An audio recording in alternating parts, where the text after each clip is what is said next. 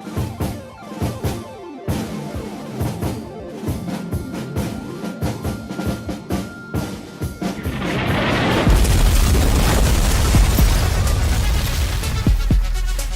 to Politics Done Right. I am your host, Egberto Willies. This is the progressive program that will take the mystery out of politics. This is the program that will encourage you to make sure government becomes we the people. Whether you are liberal, conservative, or otherwise, you get to air your point of view. Remember, you can also send me a tweet to EGBERTOWILLIES. That is, at Egberto Willies. Let us engage. It is politics done right. 1, 2, 3, 4. Well, folks, welcome to one more edition of Politics Done Right. I'm Egberto Willies, your host. Thank you so kindly for being a part of the show. We are going to have a great show like you expect that we have a great show today. We have a wonderful guest today. Some of our listeners are probably going to be a bit upset with the guest, but like I've spoken about, like I've told you, if we are going to move this country forward, if we are going to get from under the morass that we're talking about, one of the things that we're going to have to do is talk. We are going to have to understand where people are coming from. We're going to have to do all these things. You saw the kind of conversation I had yesterday. You saw the conversation I had with the person who wasn't quite into carbon dioxide causing climate change. What we do here, folks, is we make sure everybody, I don't care what direction, where you're from, has an opportunity to talk, to interact. Why do I do that? Because only when people feel respected on all sides, that no matter what they think that they will have an hearing, can we really communicate. Because if you give somebody respect to hear your point of view, they are going to give you that respect for you to listen to them and vice versa. So what am I doing today? Today I have a Trump voting Democrat who thinks progressives are full of it. And the second segment is going to be Trump, the Dictator.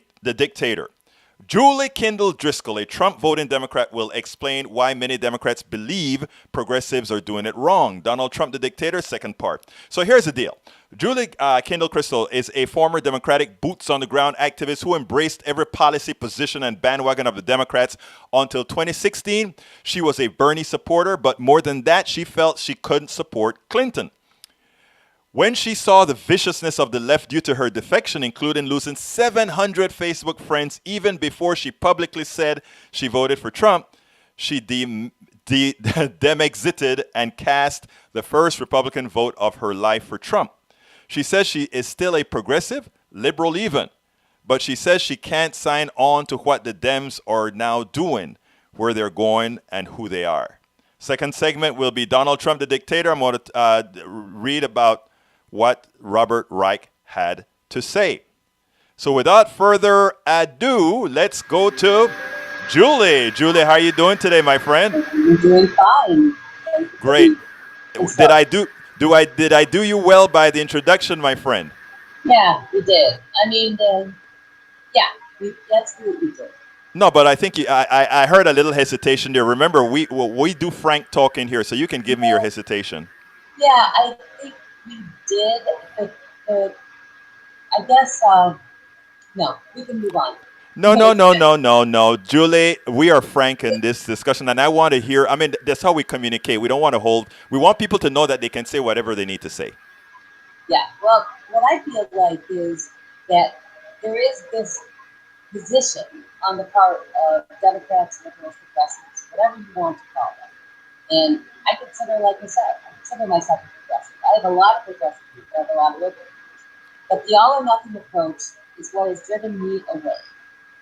You can't take the good and leave the bad. You have to sign on to everything or sign on to nothing. So I think that the description that I actually gave you as far as what happened with me was accurate to that point. I tell you what, the reason I got in touch with you, right, is on Facebook you wrote, actually it was a pretty passionate Facebook post, and I saw the post, and I said, you know what, this is somebody I wanted to talk to because you were one person that you were a staunch supporter, a democratic person, and then you were a Bernie supporter, and as you know, I was a Bernie delegate. And when all that went down, you suddenly went to Trump. And I'm going to tell you myself, I can't see personally. I don't see how you make the transition, right? But what I'd like you to do, if you don't mind, is read. Do you have the piece that you wrote? Because I think it was telling what you wrote. I do, but I will have to go. Oh, I tell you what. Do you mind if I go ahead and say what? Read No. what? Oh, Okay. go ahead. I just wanted it to be you, but I mean, I have it right here ready to go. And here it goes. This is what you said. I've been watching the left's head exploding phenomenon over Howard Schultz's potential 2020 presidential run. But I have a different take, and that's that he would hurt Trump more. Sure, he could be a Democratic spoiler in 2020, but I think it's far more likely that he'll garner the people like me who have no party loyalty, who think the current Democratic platform is kind of bat, you know what, crazy, and who are decidedly not Republican, many of whom voted for Trump in 2016. The people like me who made a calculated decision to reject Clinton in 2016 and vote for Trump, for me, the first Republican vote of my life, and one even now I don't regret since it kept Clinton out and, as it turns out, destroyed her political leverage, needed a Howard Schultz option. There are, in fact, moderates who would be Democrats if the Dems would quit with their identity politics, virtue signaling, purity tests, pie in the sky edicts, and all the rest. As an independent, I don't give a rat's, you know what, of either party I'm supposed to believe. I just know that I like, and more specifically, I don't like. Everyone who isn't going gaga over the current crop of Dem candidates isn't necessarily, 1, a Trump supporter, 2, a racist, 3, a Republican, 4, a misogynist. So far, the candidates that have declared suck. So here we are, once again. That, when I read that, I said I needed to talk to you. Because let me tell you what got me, okay? You came out and said something that I try to tell people, right? And that is, all people who voted, and the reason why is I live in a very red area. I speak to a whole lot of Trump supporters. All Trump supporters, in fact, aren't racist, but they all had these different reasons for voting for Trump. But let me tell you one thing. If you saw somebody with a gun to my head, I'm a black guy, and you saw somebody to a gun with my head, and you could do something that prevented that guy from blowing my head off, you would, right? Yes. Okay. The reason I said that is I don't think a lot of Trump voters are racist at all. I really don't. I do think, though, that in a lot of ways, and this is I say this with full honesty and respect. I think some of the Trump voters didn't see some of the pathology within Trump's that hurt people, let's say like me or women and all of that. So that is what I want to tell you from a personal standpoint.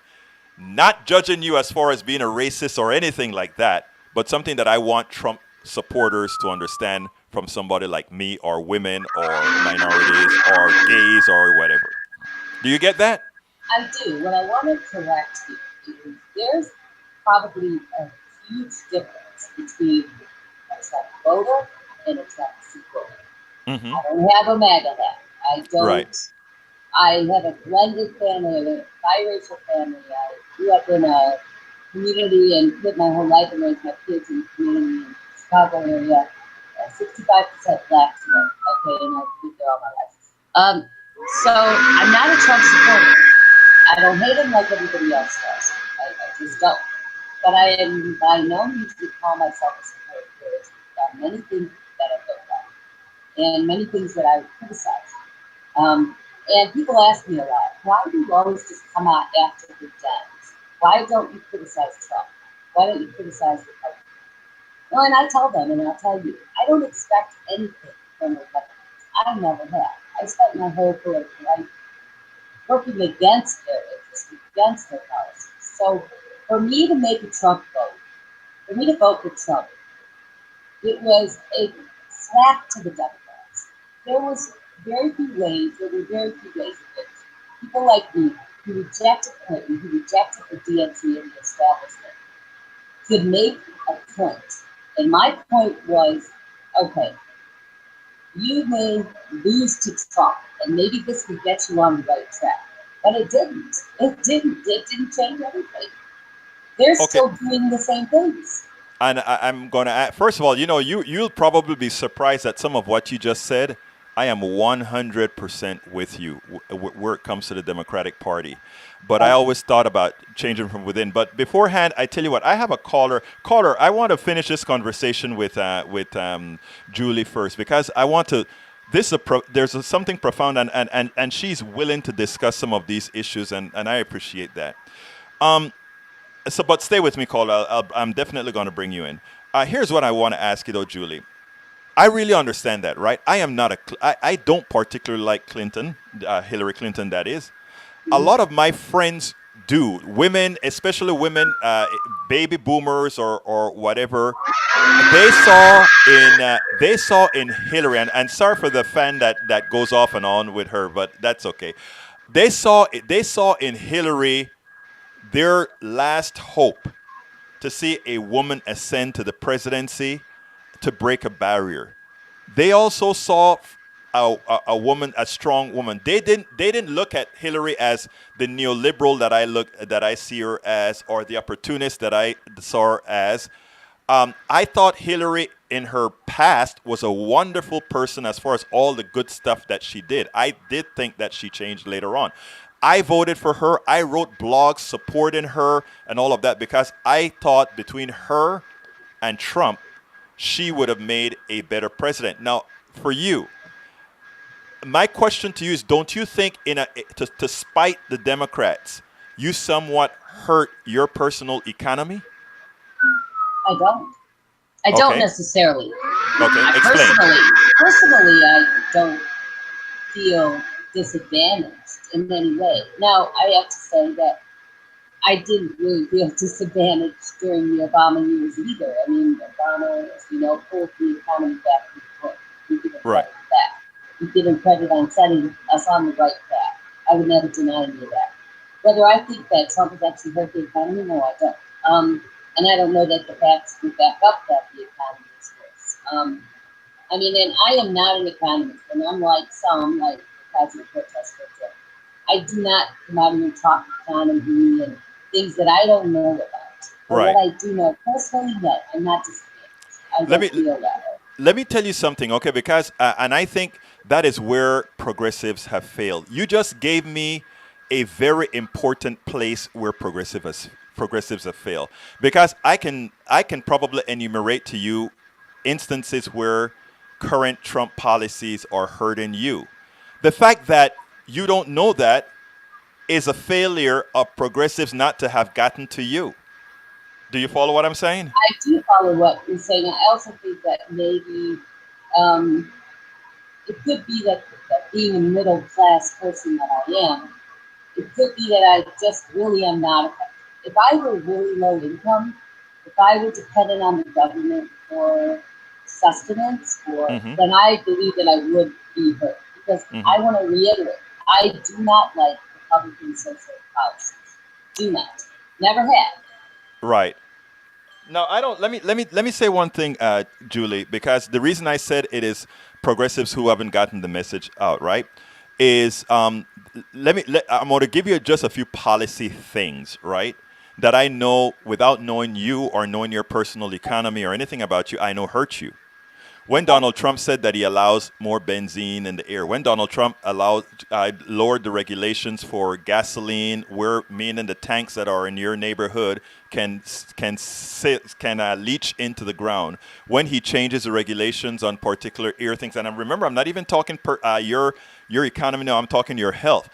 When it talks about, let's say, the food supply not being checked as it would have been under any president that really believes in regulations, that actually hurts you, not in the immediate term, but in the long term as your cancer rates go up, etc.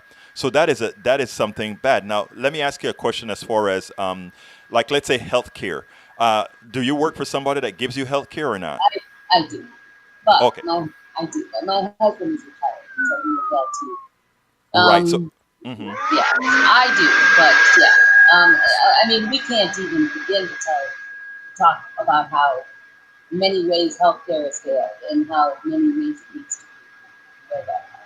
Right. And here's what I haven't been able, and this I've been trying to blog about this, and the way things are so screwed up with you not knowing where fault lies, it is hard for me to say, well, if did you know that these particular items A, B, C, D, E were instituted in 2017 by Trump that actually made whatever the issues you have with healthcare, it's what's damaging it because healthcare was getting. But what state are you in again? Well, I'm in Kentucky, but actually I can't agree with that only because we moved here in 2015. That's the Hmm. year that my husband retired. And healthcare for him alone was astronomical, 800 a Hmm. month in this state. In And 2015, that, right? yes, that's correct. Yeah. So I don't think that we can actually, I mean, it may have worsened, but I'm just saying that no, that I can't make cause and effect. I can't say Trump came into office, all of a sudden healthcare costs skyrocket. I mean, I'm just saying that I'm one who is not going to need to react to everything that goes bad and look back and Exactly. say, I can't do it. I can't do it in all honesty. But can I ask you a question though? Let me ask you it this way.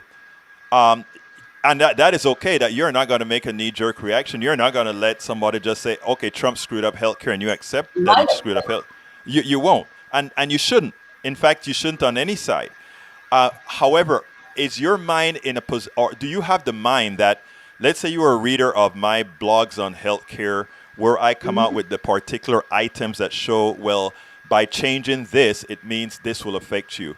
Are you the type that then would say, well, I don't believe you, or that's fake news, or if I present you with that those information, you would accept that? No, I do accept that. I read everything. I read every blog. I read from Daily Post to the town hall. I read everything because Okay, I good. do think it's important to number one know what everybody's thinking. And Right. back in the day when I loved Democrats, I would say no, your enemy, meaning Republicans. I still think they're the enemy in a lot of things because I don't believe, like I said, in policies. And actually, I'm going to tell you this. One of the reasons why I don't hate Donald Trump as much is, frankly, he's not really a Republican either. He's a weird one, but I don't like the whole religious angle. Like, people want to impeach Trump, they want that to be very important. But I'm just saying, I'm not a Republican. I don't believe in Republican social policies, but I'm just You saying that wanted to yes, stick I it to read the everything. You I wanted want to to stick stick it it to the to the yes, Democrats. and I I did. know. Look, I get that. I really get that. And there are a lot of when I went to Philly to support Bernie as a delegate. That is a lot of our Bernie delegates. That's what it was all about. And in fact, some of us who were saying we have let's this time toe the line. But I want to go to something else that you said Aren't in you the. concerned, though, that this time they won't toe the line? I mean, we're going into the 2020 cycle, and there's still a lot of people like me out That I no, I don't. there. This It's cycle, scary I'm for not. I'm going Democrats. full progressive this cycle, but I have a question to you about because you made a statement that concerned me. Even though you said I know you're progressive in what you're saying, right? And there's something that you said that didn't kind of jive with me when you talked about pie in the sky. I Yeah. wasn't quite sure what you meant by pie Okay, in the sky. okay, pie in the sky in my view is the Green New Deal. You know what? Yeah. Sure, we've got Ocasio-Cortez out there, and she's got 2.8 million Twitter followers, many of whom are young millennials. Right. Sure, they're facing hundreds of thousands of dollars in student loans, no doubt that they're going to love the idea of free college and all the other things. But we need to be realistic, okay? And there's nothing wrong with striving for change, and there's nothing wrong with trying to affect change. What Right. I have a problem with is unrealistic expectations. What we're seeing now is the Green New Deal, whatever you want to believe about what's in it initially, but now, but we know really what it amounts to. What it amounts to is a huge economic expenditure that is not going to be able to be made without raising everyone's taxes. It's going to be about 50% of GDP. We're talking about a very, very expensive proposition. And frankly, Medicare for all, I think healthcare needs to be revamped, but that's another thing. Medicare for all, anybody on Medicare, they all have to buy supplements because Medicare isn't that great. Okay, so I'm just saying, like, these are pie in the sky. These are ideas. And I am not going to vote for a politician that's going to promise me symbolism over substance. And that's what I see. This is all symbolic. They know this isn't going to happen, but they're going to embrace it because it's symbolic to pretend like they think they can do it or want to do it or make it look good. But I don't believe it, and no one Now, should. what I'm trying to do as in what I'm doing in the kind of journalism and blogging and activism that I'm doing is to convince folks like yourself that we have to stop looking at middle class issues as pie in the sky and other issues otherwise. And hear me out now, just like I just heard you out, because I understood exactly what you said. We just had a $1.5 trillion unfunded expenditure. Okay? And we didn't hear anybody describe that as pie in the sky. A $1.5 trillion expenditure. And what was that? That was a tax cut that we just had. Unpaid for, nobody complained about that, right? And what it means is there's going to be a whole lot of issues that causes. However, if we ask for an expenditure that's going to be about $1 trillion more for Medicare for all. I'm just shooting numbers off the top of my head. Right. Okay. We have been programmed, Julie, into saying, "Oh my God, we can't handle that." Somehow, if there's a war, we can find a $1.5 trillion. If there's a tax cut, we can find a $1.5 trillion. But when it's something for a social program, somehow we never can. So my question to you is expectations, right? For us to succeed, we have to get people like you not listening to a channel that is going to diminish or imply to you that, look, don't even strive for that because it's an impossibility. Let's just go for what's practical. Because it seems like only the middle class and the poor ever worry about what is practical, what they tell us is practical. So what I'm trying to see is, if we as bleeding progressives like myself, would you be open to listen to or not necessarily to change your bar where you're at to say, wait a minute, what Egberto say right there just may be right? That is where I'm trying. I'm trying to see if I can have an effect on folks to get to that position. You see what I'm saying? Sure. I mean, it may be because of me having formerly been the political party manager that has done some people wrong, so maybe I'm more open to that. I would need to have specifics. I was young once, and now I've been around a while, and we all know that every party strives for something, promises something, and they promise something that's great, and it often does not come to pass. Okay, so I understand that's part of politics, and I don't expect everything to be perfect. So my question to you is, you see, let me tell you what I really want, and from America. I'm not talking about me, Egberto. I'm talking about America. I want people like you and others to start demanding and not asking. In other words, not when it comes to the Green New Deal, it has a name, and right now it's demonized as something that's impossible. But if you look at every item in the Green New Deal, it is something that we have to do. If you look at Medicare for all, every other country on industrialized country on the planet uses it, right? And by the way, Medicare, it's a bad name. It's a bad name because the Medicare for all is not Medicare and all the problems that comes with Medicare. I understand it's a revamp type of. I am actually more of a. I'm more of a. When we're talking about the moderate, I am more of a believer of lowering the Medicare age than trying to embrace it for every human being at the expense of private health insurance, and that's where. And why? I'm curious with this. What do you think private health insurance give you that? I think that definitely. I mean, without digging in the weeds on this, because again, I told you before, I don't. Mm-hmm. I'm not an insurance adjuster or an insurance. Right. What I know is that that I pay way less for my private health insurance through my employer than my husband did through the ACA. Okay, what I'm saying is that it's not a problem of the government to me. I think the government is in a unique situation to do some things very well, and they're the only ones who can do it very well. So I'm not sure about a country with 330 million people in it. And that's the difference between our country and other countries. But it's not that I have an objection to trying to make healthcare affordable for everyone. I would love to see that. I just I don't think it should be a litmus test at this point. And that's where we are. If I don't believe in Medicare for all, if I don't believe in 70% or 80, 90% tax, if I don't believe in one of any of those things, then I am not in the club. Okay, there is no room for independent people, and I am having a big problem with that. Okay, and you see, I honestly, what I really think is happening here, and you tell me where I'm wrong if I am, is that and what the way that I try to communicate with folks is first of all, when it comes to the progressive politicians I'm supporting, I do have litmus tests. I don't have litmus tests for my friends. I don't have litmus tests for the people that I'm trying to bring into the fold. I don't have litmus tests there, and that's why you're on air with me right now, right? I don't have that kind of litmus test.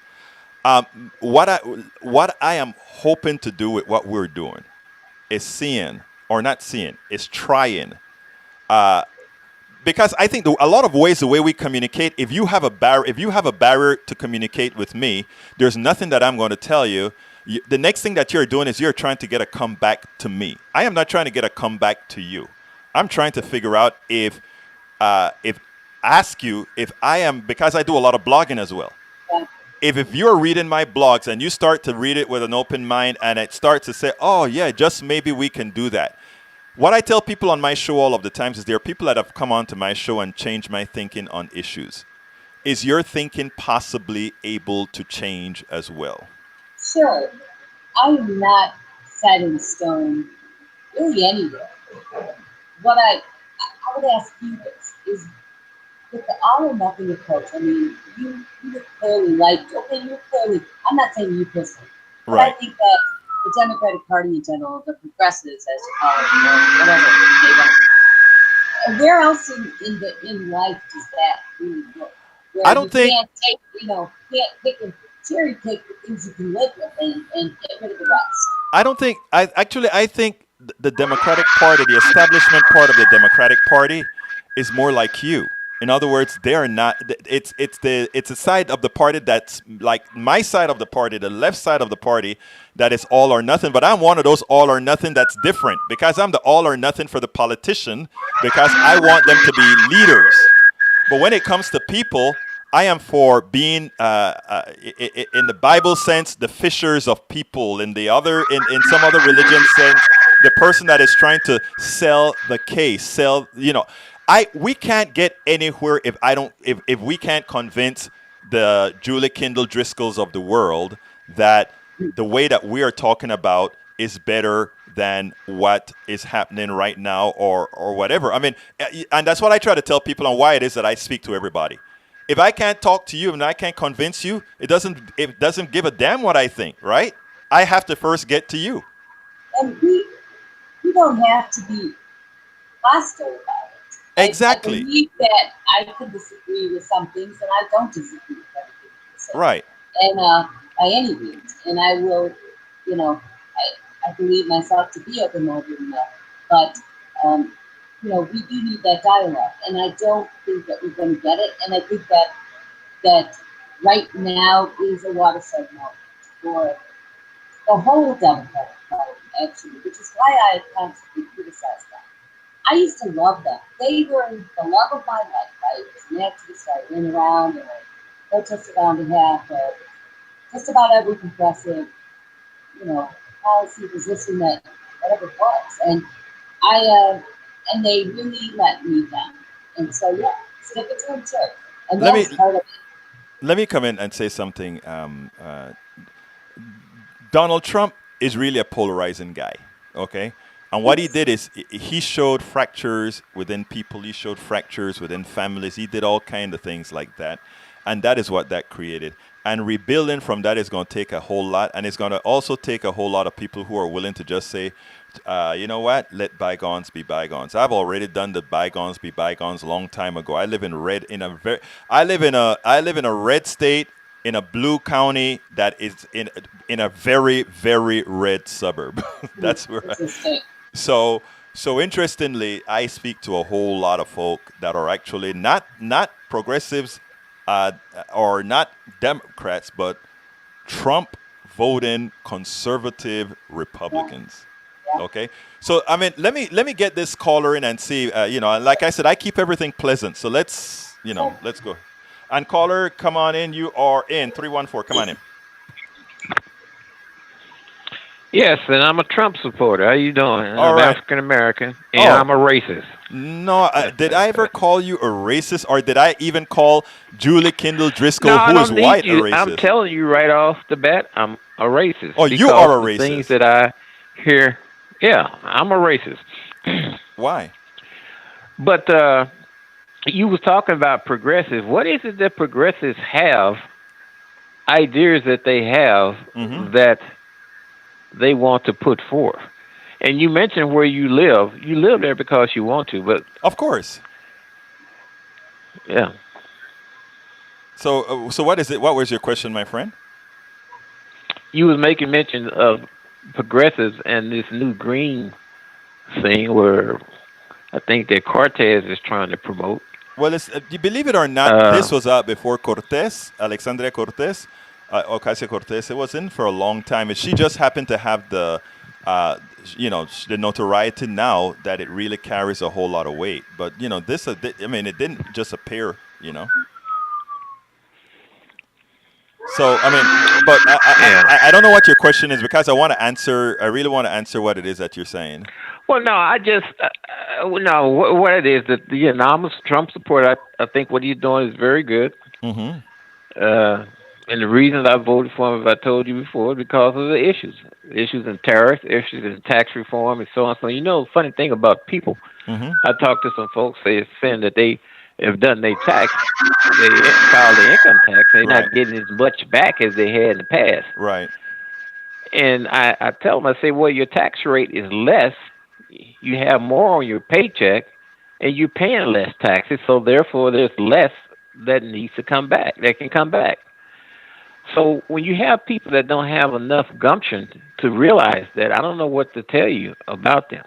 One thing, too, I think that needs to stop is that this deal that, for instance, if you have a kid, whose father has been killed, then they're entitled, and he hasn't even worked, and they're entitled to X number of dollars, for a period of time. Is that the right thing to do? Well, let me tell you. Survivor's benefit? I'm going to tell you, I think, there are two kinds of people, right? There are those people who think that they're individualists, all right? And then there are also those people who believe in society, collectivism. I am a collectivist. I believe in society. There are those people who think they've done a whole lot on their own. That is not quite the case. But I'm not going. I don't know if I'm going to get anywhere with you on that because I remember you calling before. You're a businessman that has accomplished a lot, and I think you've accomplished a whole lot of that pretty much on your own. And like I was speaking to another businessman by the way, what I like to let people know, and I'm coming to the other caller in a minute. What I like to let people know is I'm a software developer. Okay, I have a mechanical engineering degree. I created my own software company out of high interest credit card because nobody gave me credit or whatever. Very successful company. And then I left that cold turkey to become a full-time political activist. My daughter's in med school, and the reason I did this was I wanted her to have a better life. Okay? So now I'm a poor person because I am a political activist doing this stuff. But that's my choice. And that's let me tell you about myself. Yes. I told you about me, but I have a brother that has about 7 nephews that's millionaires in his family. Fine, great. And we're all professionals. We invest in. We're an investor consortium. We don't have to go to the bank and we don't depend on the bank. Sure. So he has at least 7 millionaires in his family. My last sibling is an engineer and also a baseball player, and I have to mention that.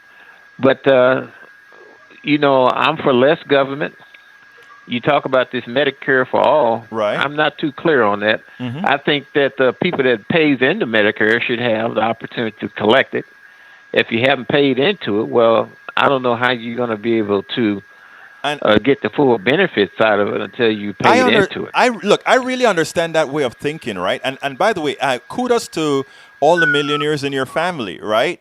But remember, they did that under a capitalist structure that isn't necessarily a fair structure. I mean, that they were able to have the wherewithal to work within this structure is fine. A teacher who has a lot more value than most people will never be a millionaire. The teachers who go ahead and move our education forward, the teachers who made you, the teachers who made all these other folks, they will never be millionaires. And people would have a tendency to value somebody like yourself who is a millionaire much more so than a teacher. Miss Driscoll, what do you do? I'm curious. Just if you. I'm actually a paralegal. A paralegal. She has an important job that makes our community flow, our place flow. We have a way of assigning worth to people that is very poor. In other words, there are a lot of millionaires that don't. That what do isn't you mean worth. It's very poor? It's not worth it. Isn't it the market worth? Isn't it the market value? I do not believe in the market. I think the market is a fictitious thing. Okay. We kind of lost Driscoll. If you can come, you can always click again, Julie, to come back in. There you go. You're back in. Okay.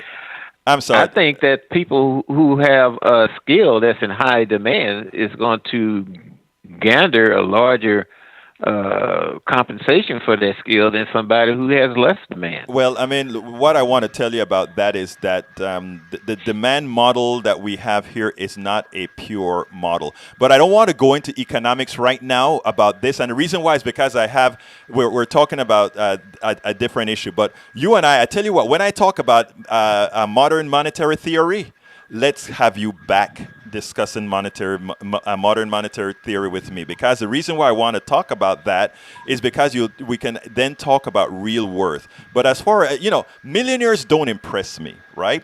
No, these folks that have mega money, they don't impress me with the job that they perform to attain it.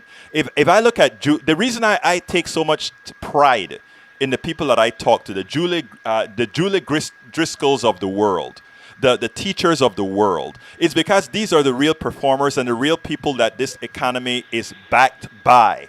These are the people who make this economy. The millionaire. There are very few millionaires that have the worth. Or the wherewithal. The thing is that. Hold on a second, somebody sir. has to put the. You got noise that's competing. No. Let me tell you, my dear brother. I know the fan, her fan. But is that a vacuum cleaner? No. It's a fan on her computer. But that's okay. Let me put that on a little silence for a little bit. But let me just say this about. I need to say this. I'm going to put you back on in a minute, Julie. But here's the deal. This is very important. Right? I don't look at what capitalists have valued people at all. And this stuff about that people talk about the risk that the capitalists put with their capital is at risk. Well, when Julie gets up every morning and go to work, Julie is in a car, there's some risks. When Julie gets up and she does other things in her life for the capitalist, there is a risk. When somebody goes and build a bridge for the capitalist who makes all the profit on that bridge, there is a risk. So I don't want to hear any capitalist. Can I comment on that? In a little bit, sir. I don't want to hear any capitalist tell me how much risk their capitalist is causing, because I care about the risk humanity is taking. And you can speak now, my dear friend. Well, Julie should have insurance on her car. I'm sure she do. Of course. In order to protect her in case their risk comes to fruition. Yes. I don't care for people that's on social programs and like to dwell there all the time. When you talk about teachers, when you look at the products that they are producing, let's take the African American community, for instance. Your schools in your inner city are terrible. It is a shame what's going on with those kids. They do not have the skills to even to maintain a reading level. At third grade, you only have only 10% Okay. of in many of your schools that black kids are reading that level. I got in the you. state of Chicago, you have 75% of black males that's not I reading got that you. level. I got you. So you're saying that those teachers need to be paid more? No, I'm I not say saying not. that. I'm not saying So that. we Hold have on. different views. Okay, sir. Let me. Miss Driscoll wanted to make a reply. Go ahead, Miss Driscoll.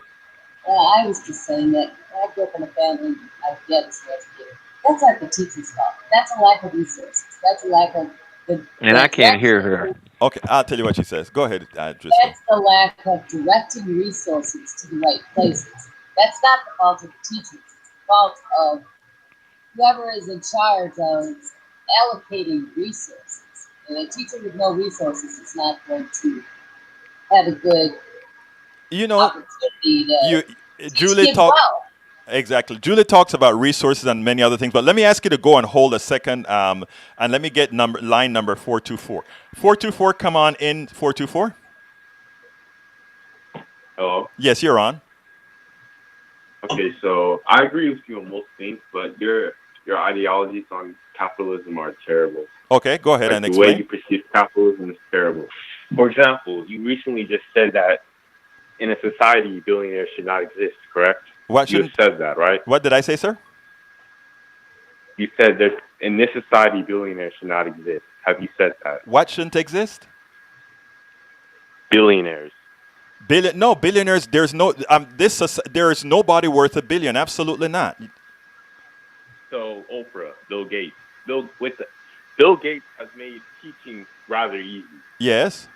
He has he not? Bill Yes, he Gates, has. the You're. inventor of the Microsoft Yes, sir. computer. You're so Yeah. right. You're so correct. has he made communications between teachers and students easier? Has he made Yes, he has. learning easier? Yes, sir. He has. Exactly. So why does he not deserve more than a Because teacher? that isn't worth I a don't billion. understand. Let me explain that to you quite easily. It's not difficult at all, right?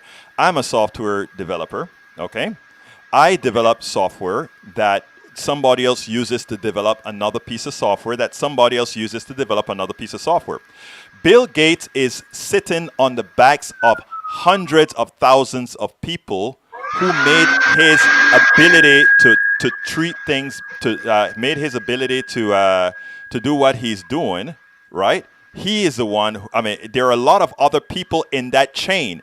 What capitalism has done is it rewards that end person. It rewards only Bill Gates the max. I'm saying nobody is worth that. If you take a look at how money flows, it turns out that you would have to equalize that capital over the ARPANET, the people who developed ARPA, which gave him the platform to develop his software. It depends on the software developers who he bought the contract from So he's giving MS-DOS. them jobs.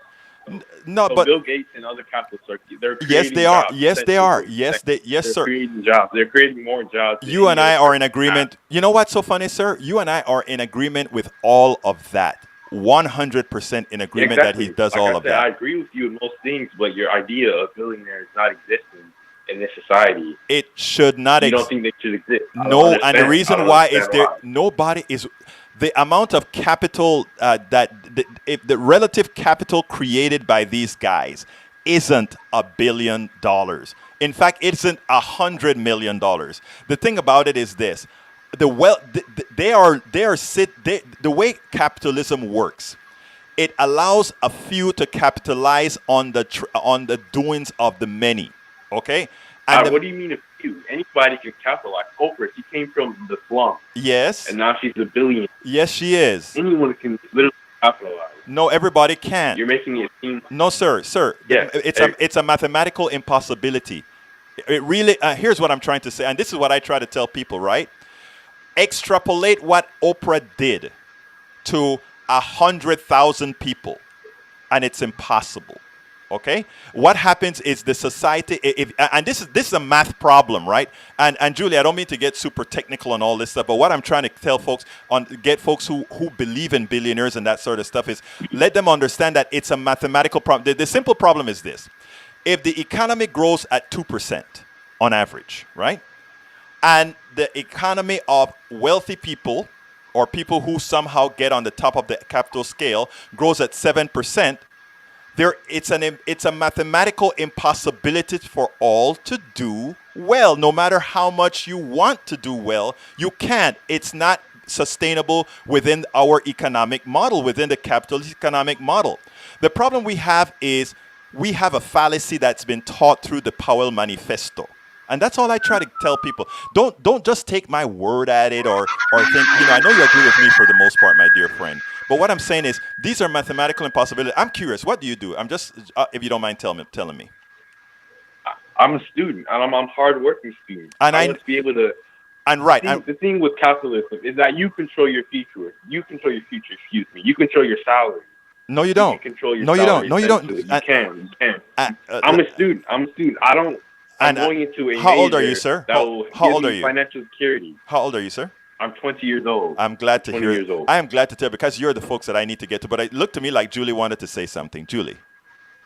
I was just going to say that. Oh, hold on. I can't get you. Go ahead. I'm start over again. I was just going to say that the description. Oh, for some reason you're not. I can't hear you. You did mute me. Okay. That's okay. No, I can now. You're on now. Okay. Go ahead. I just said that. The description that you gave, though, of Bill Gates and those at the top, that is true once they get to the top. But I disagree in the sense that capitalism permits them that climb, right? I mean, yes. So at what point is capitalism, in your mind, where does it change from a good thing to allow that climb, like yourself as a software developer? And then when does it become a bad thing? I guess it that's becomes. my question. Let me tell you, and that's what I love that question. Capitalism has an aberration in it, right? And that is, it doesn't put people hate the idea of caps, right? But in any kind of, they hate that, and I'm too dumb to know what a cap is, Julie. I don't know what that is, and I don't know where the number is, right? But what I know is that when wealth gets a certain point, it freezes out other wealth creation. In other words, you cannot have you take the total size of our economy, and then you take the total size of what the wealth is extracting, right? It's a mathematical problem that says no matter what other people do, there isn't mathematical room for them to make it like the others, right? And there's an equation that if I were an economist and decided not to do activism and just go and did the arithmetic, actually it takes some calculus to do it, I could tell you what those numbers are by putting, of course, there would be restrictive parameters onto that. I'm an engineer, that's why I talk about that restrictive parameters. But I know I can tell you absolutely that capitalism is working exactly as designed, right? And that is, it creates inequalities by design, not by worth, not by people's worth, but by people. Yeah, but by. Yeah, go ahead, sir. This is not full. The United States does not have a completely capitalist. No, it's not. Economic system. You're correct. It's a mixed economy, correct? Yes, sir. You're right. So when we pay our taxes in a true capitalistic world, there will be no taxes. Why? But as I said, we pay our taxes, right? We pay our taxes to fund public education, right, public roads. Yes. So paying taxes, we give people more than enough chances in order to succeed and in order to expand their own income. Look, let me tell you this. I remember this, right? And the reason this is hard, given our indoctrination, and all of us were indoctrinated. And there's good indoctrination and there's bad indoctrination. In my early life, I thought capitalism was great indoctrination. Now I think it's one of the worst things because what I think it has done, I think it has created a whole class of people that reach to a point that react based on what this thing has done. And this stuff falls on its face. But here's what I'm trying to say. I like your idea that you can go out there and be whatever you want to be. That's what I've always told my daughter. That's what my parents told me. That is the reason I did very well in what I did. But as an engineer, when I sat down, and I remember sitting down in my office, this same office here before it became a studio, and going in the darkness and saying to myself, where does this end, and how do we get more people to live a successful life, right? And then you see countries like Denmark and Sweden that uses capitalism as a tool as opposed to an ideology. And, we talk about, they pay half of their money in taxes. Well, I want to tax 90%, if not more, of taxes after a certain level. Why? Because of a mathematical problem, right? That's all. For me, it's not about love for an ideology or anything like that. It is that by folks having the ability to accumulate X amount of dollars, it hurts you, sir. And I know you are 20 and you believe that you're going to go to school and work hard. And I know you're going to work hard. I'm listening to you right now. And I know that you sound exactly like I sounded when I was at the University of Texas becoming an engineer and didn't want anybody to tell me about things like, oh, I didn't want to hear about affirmative actions. I didn't want to hear about anything social. You know why? Because I'm damn good. And I don't want anybody to believe that I got anything on anybody else's back. When I grew up, I realized I got a hell of a lot of thing, and all of us get a hell of a lot of thing on somebody else's back, including Bill Gates and every millionaire out there. It's a different, we have, it is taught to us that we are so good, or we can be so good that we can have anything we want to. It's a lie. We can't. And it's a mathematical impossibility. That's all I'm saying, sir. And if you're an engineering, are you an engineering student, or what kind of student are you? I'm a medical student. I want to be a doctor. Oh, my daughter is a medical student too. Wow, that's amazing. But yeah, congrats. Keep up the good work, sir, because you will never have a problem finding a job. That's what I'm saying. In socialist countries, doctors will make as much as cab drivers. Is that not true? No, it's not true. Ask Canadian doctors. Ask Canadian doctors. In Cuba, there was a report where a cab driver was making as much as a doctor, and you're even correct. More sometimes. Yeah, you're absolutely. Here's the deal, and that's the thing that they throw whenever they're scared of democratic socialism, right? That's what they throw in. Hey, it could be Cuba, or it could be Venezuela. I don't want them to use those as examples. I want them to use Canada. I want them to use Denmark. I want them to use Sweden. I want them to use Norway, because when you use these countries, right, you see that people get more value out of the average person gets more value out of their system. But the thing is, look at population-wise. Canada only has 30 million, 38 million. It all scales. Less people Sir, it scales. It doesn't matter how many people there are. It scales. In other words, if something works at 20 million people, you want to say something, Julie? We can't compare countries. No, we can't compare countries. Yeah, let's just Julie, come ahead. Go ahead, Julie. No, I just do believe that it makes a difference in numbers, of course. If you're trying to provide for 330 million as opposed to 30 million. But my bigger point is that as far as, do you consider yourself a democratic socialist? Or I'm a democratic socialist, and I'm a converted person into a democratic socialist person. And like you. Yeah, and the reason why can you please define democratic socialist, please? Go ahead, sir. Before you go on, I'm sorry. I honestly do not understand the term. How can you be a democratic socialist? What does that mean? Let me see how much time we have. We're at 52. You know what? I tell you what. I am going to do this. I want you to stay with me because this is a longer discussion, and I have another caller that I want to get to. But sir, at 20 years old, I really want you to pepper me with questions. I really do. And so I'm gonna extend this conversation to Monday as well, because can you be here on Monday as well? Yes, I will be there. Okay, because we need to talk about these things and not just flame about them. I want folks to understand that. I didn't become a democratic socialist from just saying, "Oh, I'm this." People don't understand with the term, and they scares them. They don't understand it. They think, "Oh, capitalism is out the door, or free enterprise is out the door." I believe in free enterprise. I still have a company. I believe in free enterprise, but it's a bit different. But let me bring another caller in, sir, and then stay with me on Monday. But please go ahead and go to egbertowillies.com. Sign up for the newsletter, because I want us to really have this communication, because what you have on TV is people flaming and not trying to be explaining or anything like that. But let me bring in 631. 631, come on in. Yeah, I'm in a noisy warehouse right now. That's all right. You sound great. Talk to me. We have all kind of noises today, right, Julie? My apologies. That's all right. Come on in, sir. Well, I can tell. Happy Friday. Happy Friday. Tell me what you want to tell me.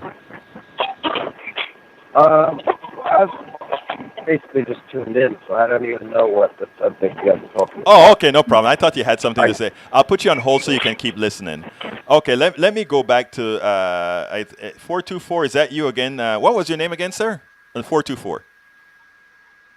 20-year-old. Is this a 20-year-old on 424? Oh, Hello. Yes, Hello. you're back on me, sir. Where do you go to school? I'm curious.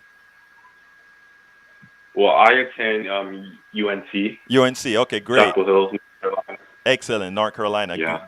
Good university, sir. Just make sure and keep your books up. And let me tell you, don't take anything I say at face value. You know, I mean, I always tell people one thing, right? I write a lot, and I make sure that I corroborate everything that I say. All right.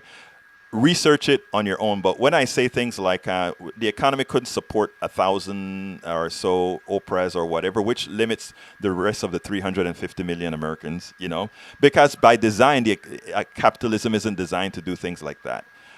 So, I mean, we'll discuss that in further detail on Monday. But I got to go now because I have to do my promo to beg folks to subscribe to Politics Done Right. But before I do that, I want to first thank Julie. Julie, you were a great sport. And it's great to talk to you. Yeah, and I really appreciate you coming on. And like I said, my whole goal in what I do, right, is to really try to get people to communicate. I think we have bad communication in this country. From the network TVs, I think, are horrendous. Yeah. And that's what I do, what I'm doing. And I think it's a great service.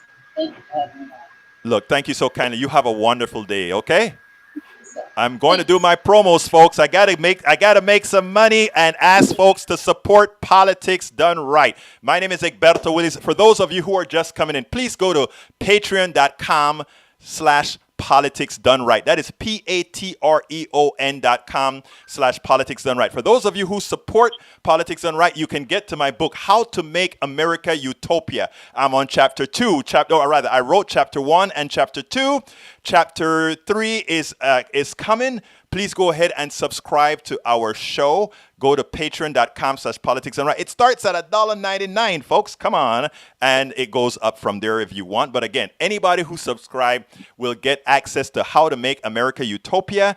And as I write it, I put it out there. And when the book is done, you get a copy. Now, for those of you who don't know where I've been or whatever, there is another book that I wrote called As I See It, Class Warfare, the Only Resort to Right-Wing Doom. If you subscribe, you also get a copy of that, or rather you get to read that book online. It's at patreon.com/Politics Done Right. Subscribe. This stuff is all there on our network to read, and of course you can buy the book at Amazon if you want to. Now, like I was explaining, one of the reasons I do this is not to sit down and fight. The millionaire that's on the other line that I can't get back to you, sir, but I'm so kind and happy for you guys all that are listening. Look, for me, it's not about a fight or that somebody didn't earn what they earned. Look, Bill Gates and I don't remember my millionaire friend that's on line 1 right now. They earned everything based on the capitalist system that we're in. We cannot take anything away from them. They played the game the way the game was designed to be played. It's not about that at all. What I'm saying is they were fortunate for their hard work being rewarded. There are many who are not fortunate for that same hard work being rewarded. And I have always said it's a mathematical problem. This system cannot, even if there are of the 350 million Americans, if let's say 1% of them decided they wanted to be like Oprah or to be like my friend, the millionaire on the other line. Well, I can't say a million because a million is not what it used to be. Let's say 20% wanted to be like them. It is a mathematical impossibility for that to occur, even though there may be 20 million folks with the same intellect, with the same desire, with the same everything to do that. So that means our economic system is flawed. And not only that, it means that you have to have some sort of entry. I've always told people about brokers, right? You can go to school. I have a lot of friends that went to the same university I went to, but they went to the Macomb Business School. And they got out, and some of them made it onto Wall Street, some didn't. And what was the difference? Was it that of their capability? No. It all had to be who was invited into the club. And if you were the random person that was one of the good ones, the good folks, the intelligent folks that made it into the club, great for you. And you believe you're all of that. My story, I tell my story not to brag about my story, right? But unlike many people who form their own businesses, I honestly, the type of business that I I honestly, after getting the knowledge that the University of Texas gave me, based on all the other folks that had obtained knowledge, I wrote all the software. I wrote all the books. I created all the ads that I placed in magazines that later on I built my websites. I built my cart system. I did all of that manually. Technically. There are a lot of people that sell stocks to make their millions. I did this to make my several thousands, okay? I did it. Did I deserve more or less? That is not the issue. The issue is the structure of our system. And we're going to, because of the great young man that called in from UNC, I want to continue this discussion. I'm going to try to write it up in such a manner. And you can drop me a line also, my dear friend. Are you still on? Are you still on? Let's see. Who is 631? 631. Who are you? Is 631 there? Yeah, I'm here. I'm the guy who was in the warehouse. Oh, you're the guy in the warehouse. Okay, so the other one left already. So the whole goal behind what I do is really to ask us to expand our horizons. We have to expand our horizons. We have to understand how things really work and not just what's been told to us or not what we expect from others. We have to do better. And that's my goal. That is my goal. Folks, again, please support Politics Done Right. Go to patreon.com, patreon.com/politics done right. I asked for this late, as usual, all the time. But anyhow, please support us. My name is Egberto Willies. This is Politics Done Right. And you know how I'm going to close this baby. I am out.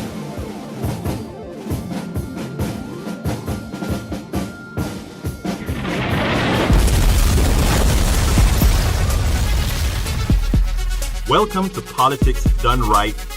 I am your host, Egberto Willies. This is the progressive program that will take the mystery out of politics. This is the program that will encourage you to make sure government becomes we the people. Whether you are liberal, conservative, or otherwise, you get to air your point of view. Remember, you can also send me a tweet to EGBERTOWILLIES. That is at Egberto Willies. Let us engage. It is Politics Done Right. 1, 2, 3, 4.